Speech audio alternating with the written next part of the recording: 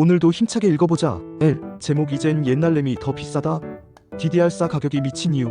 야, 요즘 구형 램이 신형 램보다 비싸다는데 너 믿겨? 이게 무슨 일이냐면 삼성전자랑 마이크론, 하이닉스 이런 D램 만드는 애들이 구형 DDR4는 이제 그만 만들기로 했대. 이제 신형 DDR5랑 HBM 같은 고부가 메모리에 집중하려는 거지. 근데 문제는 뭐냐면 구형 PC나 서버는 아직도 DDR4 써야 하거든. 수요는 있는데 공급이 팍 줄어버리니까 가격이 치솟는 거야. 실제로 DDR4 가격이 신형인 DDR5보다 비싸졌다는 얘기까지 나왔어. 이건 단순한 메모리 가격 얘기가 아니야. 우리가 쓰는 전자기기부터 서버, AI 인프라까지 부품 수급 하나에 시장 전체가 요동칠 수 있다는 거지. 부품 하나 빠졌다고 수천만 원짜리 서버가 멈출 수도 있다고. 결론, 기술이 발전한다고 옛날 게 다 사라지는 게 아니야. 남아있는 구형 생태계가 얼마나 무서운지 가격이 알려주고 있지. 이 제목 삼성을 떠난 천재들의 하이닉스로 몰려가고 있을까? 야, 삼성 반도체에서 사람들이 팀 단위로 빠져나가고 있대. 그것도 어디로? 경쟁사인 SK 하이닉스로. 이유가 뭐냐고? 한마디로 하고 싶은 일을 못한다는 거야.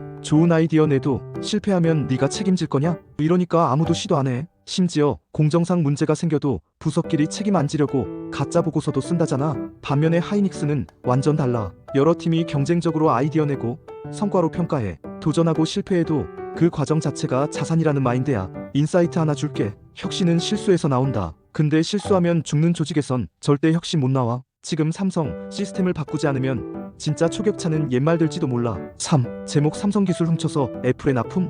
BOE의 충격적인 정체. 너 혹시 아이폰에 들어가는 화면 누가 만들었는지 알아? 그중 하나가 중국 회사 BOE야. 근데 이 BOE가 삼성의 OLED 기술을 통째로 베꼈다는 혐의로 미국 ITC에서 수입 금지를 당할 위기야. 미국은 예비 판결에서 이미 삼성 기술 침해 맞음하고 손 들어줬어. 이러면 애플이 BOE 제품을 못 쓰게 될 수도 있어. 여기서 핵심은 뭐냐? 기술이 무기라는 거야. 삼성처럼 수십 년 갈고 닦은 기술 하나로 수십 조짜리 시장을 통제할 수 있다는 거지. 그래서 기업들이 특허 하나에도 목숨 거는 거고 국가 간 무역 분쟁으로도 이어지는 거야. 이건 단순한 싸움이 아니야. 기술 국력이라는 말 괜히 나온 게 아니거든. 4. 제목 가성비 끝판왕 가전 이젠 프리미엄도 접수한다. 옛날엔 중국 제품 그러면 싸구려 이미지였잖아. 근데 지금은 완전 달라. 중국의 하이얼, 메이디 이런 회사들이 유럽 프리미엄 시장까지 장악하고 있어. 예를 들어 로보락이라는 로봇 청소기는 삼성, LG보다 더 비싸. 근데도 글로벌 1위야. 왜? 기술력도 좋고 브랜드도 잘 만들어서 그래. 심지어 중국은 국내 시장에서 번 돈으로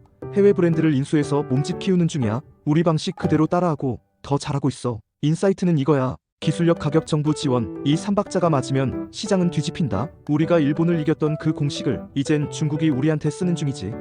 제목 네이버가 만든 로봇 세상 구글보다 빠르다. 네이버가 로봇 회사라는 말 믿기 힘들지? 근데 올해 등록한 특허 중에 3분의 1이 로봇 관련이야. OS도 만들고 자율주행 로봇도 만들고 배달도 하고 그림도 그려. 이 로봇들이 어디서 뛰냐면 네이버 1784사옥이라는 로봇 친화형 건물 안에서 테스트 중이야. 이게 단순한 로봇이 아니라 공간지능이라고 해서 로봇이 공간을 인식하고 반응하게 하는 기술이야. 이게 왜 대단하냐? 로봇이 사람처럼 행동하려면 결국 공간과의 상호작용이 핵심이거든. 그걸 네이버가 소프트웨어 중심으로 먼저 구현하고 있다는 게 놀라운 거야. 우리가 몰랐던 네이버의 미래, 로봇 플랫폼 기업으로 가고 있다는 거. 이거 진짜 주목할 포인트야. 6. 제목 전국에 데이터 센터 폭발한다. 전기 모자랄 판이야. 요즘 AI 많이 쓰잖아. 그게 다 데이터 센터 덕분이야. 근데 이게 전국에 76개나 새로 생긴다는 거 알았어? 문제는 전기야. AI 돌리려면 전력 소모가 장난 아니거든. 2028년까지 전력 수요가 매년 36%씩 늘어날 거래. 지금처럼 하면 전국이 데이터 센터에 먹히는 거야.